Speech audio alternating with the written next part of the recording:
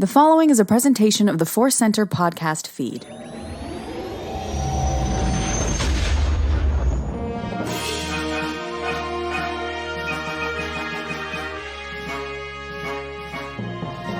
As Obi-Wan Kenobi once said, hello there, and welcome to Force Center Presents Databank Dive. I'm Joseph Scrimshaw. I'm Cat Napzok. Here's what we do in this show. We go into the StarWars.com databank. We'll take a deep dive into the Wookieepedia entries as well. We pick something, a character, a planet, a droid, something weird, something wild, something wondrous, something wacky. It could be all these things or just one of the things, and we discuss it. We did a first season of this on The Companion, a great sci-fi app for sci-fi fans. You can check it out there if you want to hear our first season. We love doing it here. Joseph, this is we alternate weeks of picking topics, behind the curtain stuff. This is your week, and I'm excited.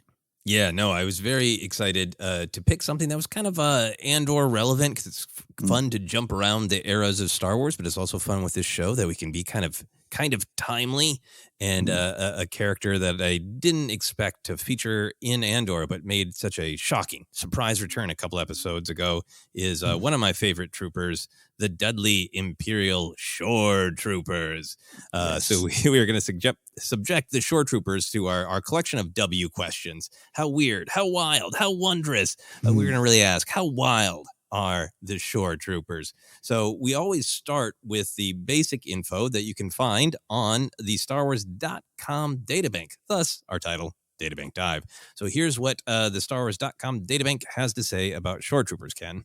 Mm-hmm. It says, during the height of the Empire, coastal defense stormtroopers, or shore troopers, would patrol the beaches and bunkers of the Imperial military headquarters on Scarif. Now, with the Empire in decline, they find themselves assigned to less glorious postings. Ooh. This is amazing. This is the first time I've seen this happen, Ken, where an entry has maybe been updated based on appearances. And tell me if you agree with my Star Wars detective work. I feel like this entry was written for the Shoretroopers' appearance in The Mandalorian. Yeah, that's a great idea. Yeah, because this is we did Shoretroopers in our old show Databank Brawl, and I don't remember this entry part, this part of the entry at all, right? No, because I'm sure it was just about they were in Rogue One, and it like when things get introduced, right? You sometimes it's a trooper, sometimes it's a species of creature, and you're like, are they everywhere? Or are they just on this one planet, right? Right. Is that bird native to this planet? Are these troopers native to Scarif? And I think at the time it was like, who knows? But then when they started popping up in Mandalorian, there was clearly either an adjustment or whatever to be like, they used to just be on Scarif. Now, they find themselves assigned to less glorious postings. Random anywhere in the galaxy. But since what they always do with the databank entries is if there's an old character, a classic character who's relevant to a new show, they just bump them up, right? So when you look under Andor, you can find the entry for Shoretroopers, and then you find an entry that denies the existence of the Shoretroopers in Andor, right? Yeah, that's it. Yeah, grateful with the Mandalorian connection, because that feels like, if you're left, it's like, what do you got? Are you a snow trooper? You're on the beach. The fight is the beach today. You got to figure that out. And that makes a lot of sense. But yeah, this I think it deserves an update where, your headquarters guarding the illustrious Imperial headquarters on Scarif. Also, you're on Space Ibiza, harassing tourists. And I think it needs that entry. Yeah, I love that idea that it doesn't matter. The Empire is so scattered. We'll take what we can get, whatever armor you have. Sorry about your heavy boots, range trooper. You're stationed on Mustafar, and there's nothing you can do about it. Just sweat it out. So we did see some shore troopers with not a shore in sight in Mandalorian, but now we see exploding the first sentence of the databank entry that there's more shores to be patrolled than just Scarif. Sounds like a mighty recruitment song. There are many shores in our empire. From Scarif to Naimos, you gotta go out there. Anywhere there's a beach to patrol, you're on it. Yeah. Is this new to you? I can't remember from the previous entry that they're technically coastal defense stormtroopers, implying that Shoretroopers is maybe a nickname. Yeah, I think it's not relatively new to me, but I think it emerged at some point, right? Whether we studied it for a trivia show or something, it just seems I do know this. And here's what I did: I saw the first time I saw, oh, they're technically coastal defense stormtroopers. I went, nuts to that. They're Shoretroopers. Yeah, I mean, are snow troopers, frigid defense stormtroopers? No, they're snow troopers. Yeah. But I do like that world building, that imagine them being defensive about it, right? Oh, like, yeah. I'm a coastal defense stormtrooper, a shore trooper. No, like the old, oh, you're gonna do a skit? It's a comedy sketch. Which is mine. Don't call it a skit in front of me. It's a sketch, kids. Yeah, no, I love that. I love that because there's probably a lot of mess hall arguments of like, are you a beach trooper? No, I'm a coastal defense stormtrooper. I don't know. Sounds like you're defending a shore there, skipper. Yeah, beach trooper sounds even more just absolutely dismissive. Yeah. We got some more info on Wookieepedia. It starts again with the old sketch argument. It says coastal defender stormtroopers, more commonly known as shore troopers, and also known as the Coastal Guard, with those stationed on the planet Scarif referred to as Scarif stormtroopers. We got 4 names, Ken. Okay, now I'm confused. Pick a lane. All four of them were a specialized variant of the Galactic Empire's stormtroopers, trained and equipped for combat in tropical environments. Organized into the Coastal Defense Division, shore troopers operated effectively as sergeants, which allowed them to command small squads of regular stormtroopers. One of the notable aspects of coastal defense stormtroopers was that the position they served in was temporary and subject to change along with their rank. On a galactic scale, shore troopers as a whole were scarce, as the conditions for necessitating their employment were few and far between, as few stations or garrisons were located on coastal tropical planets. I love this. Only so many space South Padre Island is what they're saying. Yeah, I like that. Okay. Yeah, that is. There's a lot of fascinating stuff. Where do you go when you read that? I love this idea that we had discussed before. Remember on Databank Dive that they are effectively sergeants. They're supervisors, which is why a lot of them were seen with regular stormtroopers, and that makes a lot of sense for me. It's a specialized unit. I think remember we had a conversation about it, but I like that it's temporary. It's more of an assignment. It's a rank, but it's an assignment. Similar to like a lot of police agencies, detective is not like a rank. It's an assignment sometimes, and depending on the agency. And I like that. I'm fascinated by that the shore troopers are like, it's a stepping stone to something bigger, perhaps, or maybe it's what you want to get for a little bit just to kind of rest. I want to go to Scarif and rest for a couple of years. I like that little detail. Yeah, and I love the addition of Nyamos. That's the planet's name in Andor. And wondering how many of these are. We'll talk a little bit about whether it's considered a great post or not great post. But I love the idea that the headcanon that's forming in my mind that they're real defensive about we're coastal defender stormtroopers. Maybe shore troopers is seen as dismissive. And then on top of that, you got the additional power dynamic of like, and technically I'm a sergeant. Oh, yeah. So you can make fun of me. You can call it a skit, but I'm your boss. I love it because I love at the annual company picnic where range troopers are showing up and they're like they got some beards. Maybe they're a little rough around the edges because where they are, you're not supposed to have that beard. Yeah, we're not supposed to be guarding Rocky Cliff, but we are. We get to do what we want. The dynamic is intriguing to me, and they probably pick on these guys. These are the kickers and the punters of the NFL in the Stormtrooper ranks. We need you, but we're gonna make fun of you. Yeah, and I love that analysis. And we'll talk about range troopers someday, but I like that they're the grizzly. Like, we can handle. We're outback. Stormtroopers. We're the Jeremiah Johnsons of the Empire. There's a reference for you, kids. That's Robert Grizzly Redford. Adams. Yeah, it's Robert Redford in that meme. Oh, yeah.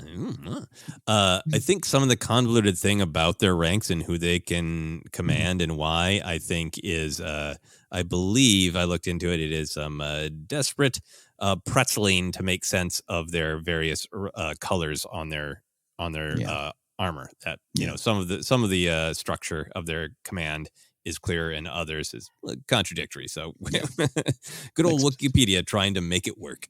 There you go. So getting to discussing the Shore Troopers now that we have that background from Databank and Wookieepedia. So how would you physically describe the Shore Troopers, Ken? All right, here we go. We got the armor is a sandy beige. They're maybe camouflaged themselves on sand dunes. So it's a yellowish, brownish, sandy color. The armor is typical of stormtroopers. It does cover, you got a chest plate, you got pauldrons, you got some gauntlets all the way down. The arms and chest and head are perfectly covered. Of course, the helmet is a little slightly different. It's a biker scout meets a stormtrooper helmet. Meets a tank commander helmet, which thank you, Rogue One, for that as well. Then they've got a nice belt with a nice satchel, just a good sensible satchel. They got some knee guards like they're catching a Major League Baseball pitcher. But here's the key: they got a sensible pant exposed. We talked about this before because you're probably beach weather, a little hot. You want to be comfortable. You got a nice brown pant you're wearing, and your thighs, your hammies, maybe in your butt exposed to blaster fire. It really is one of the things that I love the most about them that makes them the most both cool and absurd, which is why I love them. Like, they are terrifying agents of the tyrannical empire. Totally exposed thighs, wide open thighs, nothing good. Hey, sorry, Shore Troopers, coastal defense, stormtroopers. There's no crotchal defense going on in your armor. There's nothing. I'm looking at my stormtrooper action figure, wide open. It looks as though like an alarm rang in the middle of the night and they didn't finish dressing, and someone was like, "Let's just go with that." Didn't you're missing like 3 or 4 pieces, right? I mean, because the stormtroopers have armored buttocks, right? You can't. Yeah.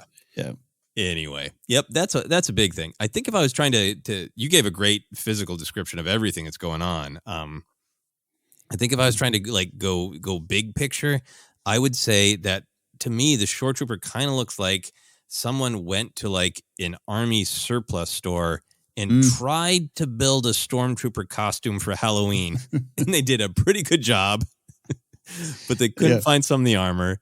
The other stuff was like really baked out. It had been in the sun forever. The helmet isn't quite there. It's almost a stormtrooper, but not quite. They're not a member of the 501st. They couldn't get into that charity organization. They tried, they applied. This is my costume. Like, did you just go to a Burbank Army surplus store? I did. Yeah, you're not in.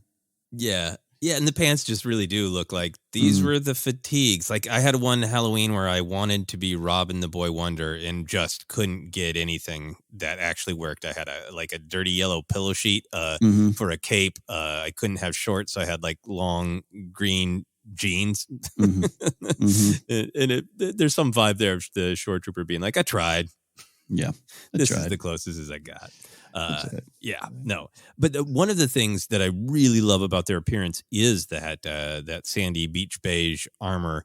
I think because the stormtrooper the stormtrooper figures I had as a kid got baked in the sun and faded to the actual color of a Shore Trooper. So there's this really weird nostalgia to their armor color for me. That's true. I love that.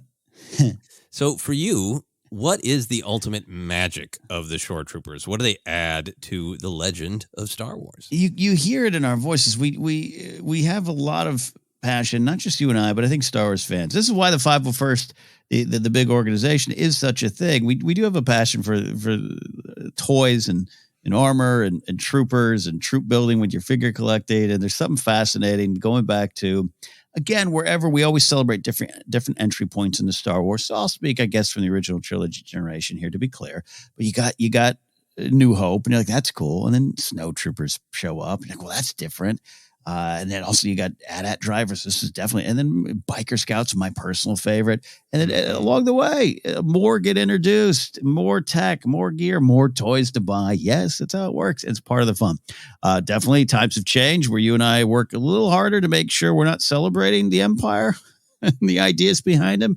That's a thing, but you can't separate too far from the ideas as a fan. They're just kind of fun.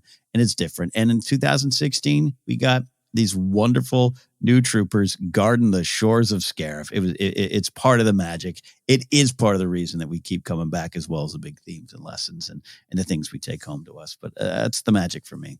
Yeah, no, you are speaking my language. I think, when I was much younger and people would see Star Wars and go like, yeah, I like the space movie. What? The mean guy's the hero's dad? What? When that was sort of like the level of engagement that the adults around me had with Star Wars. And I would want to talk about Star Wars. That'd be one of the things that says like, do you know that every movie there's a new stormtrooper? Yeah. It's one of the things I was excited to know, excited to think about and wonder about with, more Star Wars of what kind of different troops there'd be. And I don't know. I think obviously excited for Star Wars still, but by the time Rogue One rolled around, I don't think that I could have that same joy that I had as a kid when I first saw Biker Scout. I didn't think that level of trooper joy could be unlocked. And then the Shore Trooper came into my life. Probably my favorite trooper out of all of them. Yeah. Wow. It just in that, obviously they the actual troopers are not to be admired. Yeah. You probably wouldn't want to be them for lots of different reasons, but for the just fun fantasy, they look cool. Aesthetically, the Shore Trooper looks just jaw-droppingly cool to me. I love the way the Shore Trooper looks. So there's the part of me that loves them for the troopers are cool. And then there's the other part of me that loves them for Star Wars is absurd. And in a gritty, grounded, real movie like Rogue One, I feel like the Shore Trooper pushes the idea that there's a trooper for every environment to its absolute limit.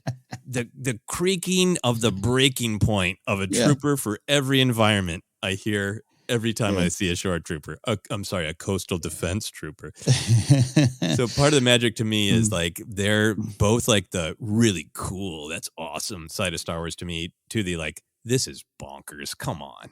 Let's have fun with how weird it is. Yeah, and followed closely by the Mud Troopers, which might be moist territory defenders. Yep, the slippy troops. Yeah, the slippers, the slippies. Yeah. And then you add on to all that magic, which you said really well.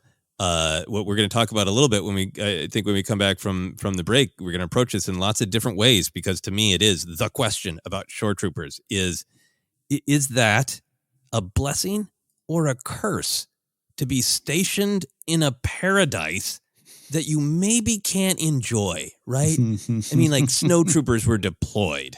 Biker Scouts were clearly had their thing, and it didn't seem like any of them were standing around in Endor going, gosh, I love nature. I'm gonna write a poem, right? Yeah. But Shore Troopers, how can you ignore? They're stationed in the place that many of us dream of retiring. You know? Yeah. And the question of, do they get to enjoy it at all lingers over the Shore Troopers. It absolutely does. Oh, I love the dynamics of the troopers. What's happening in that mess hall? What's happening in that mess hall? We'll come back to the question of, do Biker Scouts write poetry about trees? But for now, we're going to take a quick break, and we'll be back in a moment to continue celebrating the Shore Trooper.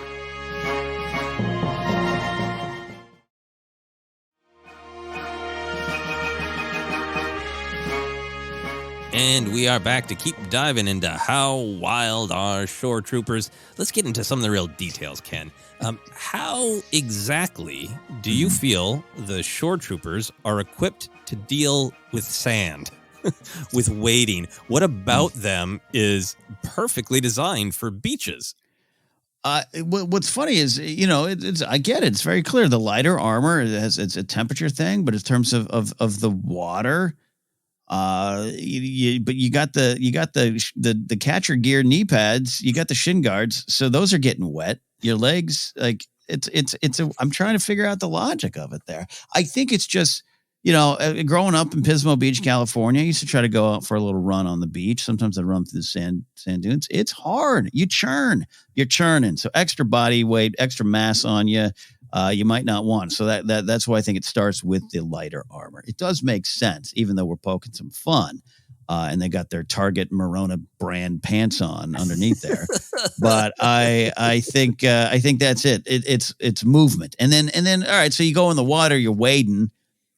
You want a little lighter. You want a little lighter feel. I'm just surprised it's not like a wetsuit kind of thing. Maybe it is under that pant. Maybe. You're right. If that was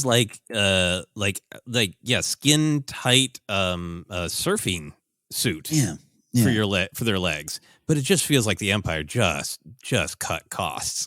It almost it looks like they're wearing the pants of like a yoga hippie guru in a van, some kind of like weird material. Like they're part of the Edward Sharp and the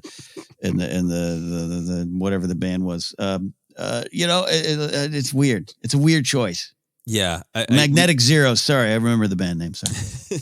We always joke about the Empire, the Emperor himself making decisions about new outfits. Like, I know that's a favorite thing of yours, of like right after the formation of the Empire, what Taylor came in and said, and how should these new looks be for the Imperial outfits? Yeah. I love the idea that just for inexplicable reasons, some troop designer is being like, okay, well, this kind of armor and what about the pants?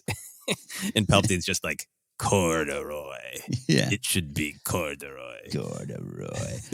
What I like about that too is I don't think Sheev's hung out on a lot of beaches. Naboo's got some shores, but it's a different environment. Lake shores, beach shores, very different. Can be different, I should say. And I think that was part of it too, where he was like corduroy pant, and everyone's like, "Whoa, has the Emperor been to a beach ever?" We got to go with it. Sheev at the beach is really fun to imagine. We got that, quote from Padme about we used to lie out on the sand and try to guess the name of the bird singing. And it's fun to imagine Sheev like, I used to stand in the sand and try to kill birds from far away with my mind. Yep. Yeah. I don't think he got a lot of joy. Really staring at him, their helmet is similar to some other troopers, but they got that big thing on the top that's maybe a visor for the sun.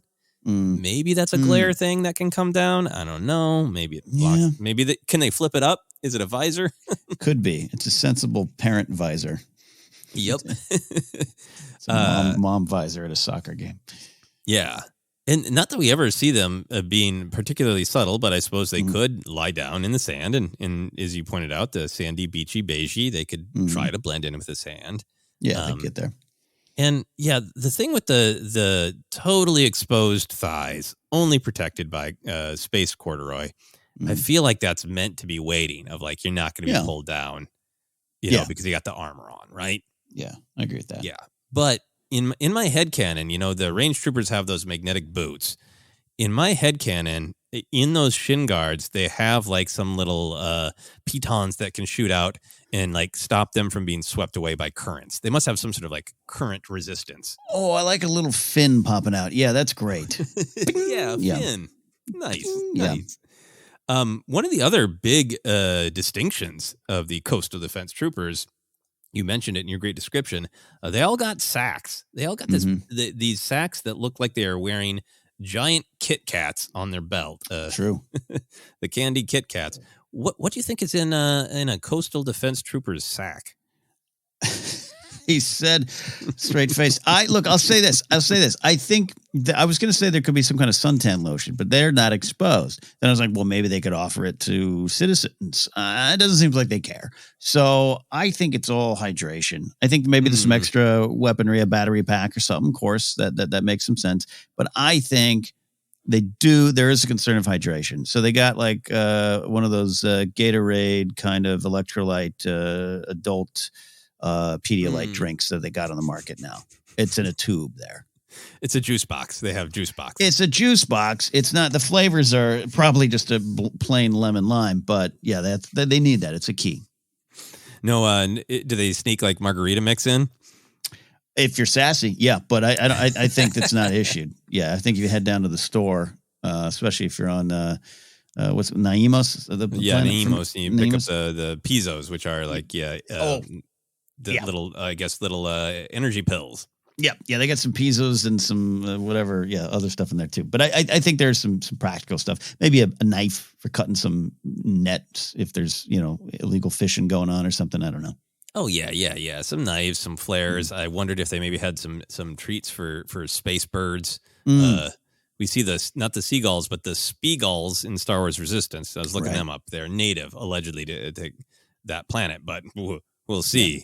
Who knows? But the idea that I really like is When you can get those little canisters of air for like your computer to like blow the dust out of your keys on your computer. Literally have 3 of them right in front of me. I'm obsessed with this. I think that it's like 6 or 7 of those to try to blow the sand out from their totally not sand friendly armor. Yeah, that's a great cut. Yeah, and their blaster. Maybe you get some sand jammed in that blaster. Oh yeah, makes some sense. I mean, I think, people think shore troopers' lives are luxurious, but they're spending like half their day, blasting sand out of their crotch. Yeah. I hate sand. Yeah, I heard that Vader guy hates sand. I'm on board. Shore troopers, secretly, Vader has a strong opinion about them. Absolutely. Mm-hmm. Do you think that shore troopers ever take off their armor after work and actually play in the water? Is it when nighttime falls on Scarif? I'm sure there's still some patrolling. Do you go out there with your buddies and just splash around, have some space margaritas? What do you think happens there? I think they're not allowed, and that is the catch of the Empire, right? So this is an assignment you want: beach, Scarif, nice, a little less action. Your life's maybe not in much danger, and you get there and you can't enjoy the spoils of it. What a powerful lesson the Empire is teaching you. You got this power and you can't use it. Yep. Yeah. I think it's been ruined for them, right? Because everything, obviously there are a ton of people who live in actual tropical environments. I'm speaking from my perspective. Hell, you grew up on the beach, but for a lot of us, we see those as this is a break. This is a getaway. We reconnect with nature, all that stuff. And they don't get any of that. I don't think. I think it's been ruined for them. It's like, I stand around, especially on Namos. They are Namos. They're just standing there watching old ladies drink. Yeah. Oh, it's the worst. and yelling at people for their ID. That's not a fun way to be at the beach. Yeah. Yeah. I've taken a couple trips to a local beach here in Los Angeles, and every once in a while I see this one guy whose job is to sweep the sidewalk that ends at the beach. It's this endless job like that. Like that is a battle you're never gonna win, my friend. Never. What a lesson. Yeah. So we've talked around it, but let's go to the heart of it. At the end of the day, do you think the other trooper classes make fun of shore troopers? And if so, like why? From what perspective? Well, it's both a little envy, a little jealousy, a little projection, perhaps. Shore troopers are generally on the planets, like we said, have maybe more, fun to be on from afar. The armor is a little less restrictive. I bet it's hot inside a regular stormtrooper outfit. I know they have temperature controls. Yeah, that's neat. That's a visual dictionary kind of answer, but I think you feel a little freedom. I think people want to be there. I love the range troopers. We talked about the range troopers before, and we will again. I just absolutely love the design. But being on Vandor, man, that ain't fun. And so you're going to build up a hard callus on your soul, not just your hands and feet there. So I think that's what happens when they're all around, and it's this like perceived toxic trooper identity where you short troopers aren't as tough as us. And we survive snow troopers, but even I think range troopers are the baddest of the bad, at least in my mind. So they even make fun of snow troopers as well. And then something like the biker scouts, scout troopers might look at shore troopers, again, rank aside, be like, you're not even committing. Like we're out there writing poems on Endor, hath the trees that touch the skies that rot these murder bears. Like, we're out there fighting the fight, and you're out there just standing on the beach. Yeah, I mean, biker scouts, right? I mean, zipping through the forest at such high speeds with their cool rides, right? Yeah. And, in all the video games and everything, they've also been coded as the snipers. Like, the biker scouts got to be, nobody messes with them. They're cool. Like, they're almost like the special forces. Yep. Between those different skill sets, right? So I think coastal defense troopers, I think shore troopers is a name that was assigned to them out of mockery of like, you're defending the coast because we're constantly having those waves of, ships attacking the beach. Is the beach okay? I think yes. I think they get mocked because it's seen as an easy job, a cushy job. But I think hidden in that is tons and tons of jealousy, right? And I wish I was one of them. It's absolutely dynamic what's going on there in the Empire. It is. Well, we always like to wrap up by making it personal, bringing the weird, wild Star Wars into our real world. So, Ken, if you had to be a shore trooper here on planet Earth, covered in armor, exposed thighs, what beach would you want to be stationed at? I would want to go to my home beach, Pismo Beach, California. Also, Oceano up there, Shell Beach, Avila Beach. It's all up there on the coast, my hometown area. The reason being, particularly in Pismo Beach, on like a Tuesday morning at 8 a.m., it's cold. My beach wear was sweatpants, sneakers, and a hoodie, and maybe a hat and a mask. It got cold there. The water's like 50 degrees. It's foggy. So I would love to be a shore trooper because I think I'd be warmer. That's where the benefit of the armor would really have. My legs would be cold, but I think I can live with that. And I think it'd be practical because I felt like a shore trooper on my home beach. I really like this, and I'm going close to your home, I believe, right? We've talked about this, the general Cambria area. Same neck of the woods. Yes. About 45 minutes north, yeah. Yeah, so because I just looked this up what is the definition of shore? And the actual definition is the land along the edge of a sea, lake, or other large body of water. It doesn't have to be sand. And I loved when my wife and I stayed in Cambria, all those rocks that you could just climb and jump, and that would make you feel cooler. Yeah, absolutely. And you get less sand. And if you keep just racing down those rocks, you run into that big collection of otters, sea. What's that? Well, there's otters for sure. There's sea lions. Sea lions. There's that big sea lion mating area. Yes, and they they're northern elephant seal rookery. That's what it is. Yeah, seals. Yeah, more seals. Yeah. So I want people to go watch that huge beach of elephant seals, and then they pan over, and I'm just standing there in my shore trooper. Shore trooper. I love that. He's protecting the elephant seals. How cool! If you met a shore trooper, what beach music would you play for them? You got to go some classic stuff, some Ventures, some Dick Dale, an old acquaintance of mine, Merle Fankhauser, the actual credited writer for Wipeout. That's just go classic. A Woody and a board, and just knowing that they can't even touch it. I would like to see, I bet Filoni or Favreau would probably do this, commission the design of like a Imperial version of an old classic Woody where you can drive to the beach and patrol in it. That'd be good. Yeah, no, let Kevin Kiner loose on his Dick Dale impression. Let's go full Dick Dale on the Shore Troopers. I love it. So beautiful. Troopers. The only other thing I would option, because I was just listening to this record, the first one I purchased is the Stray Cats.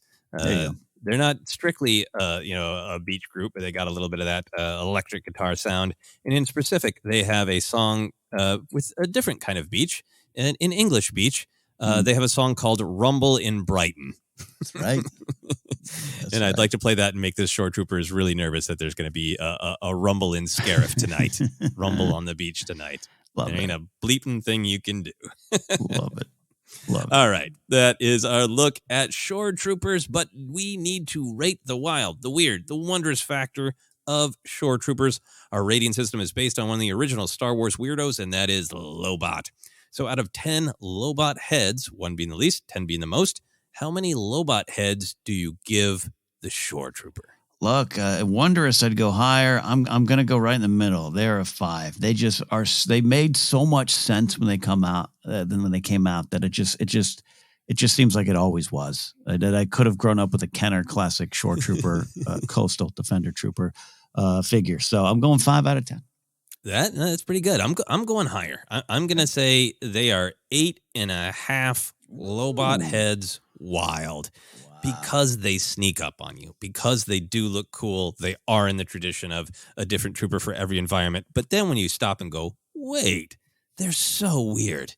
They raise more questions than they answer. And that makes them wild to me. So I'm going a big 8.5. I love that. All works. Excellent. So that is our look at Shore Troopers. Feel free to share your Shore Trooper thoughts. What's your Lobot head ranking? Feel free to let us know those Shore Trooper feelings. You can find a link to all things Force Center on our Twitter at Force Center Pod. Ken, where can people find you? Hey, you can find me at Napzok across all social media platforms or my website, Napzok.com. Link to other things I do from there. Yeah, you can find me on all the social media, Twitter, Instagram, TikTok, Mastodon now, and you can go to my website, josephscrimshaw.com, or find my YouTube channel by searching Joseph Scrimshaw.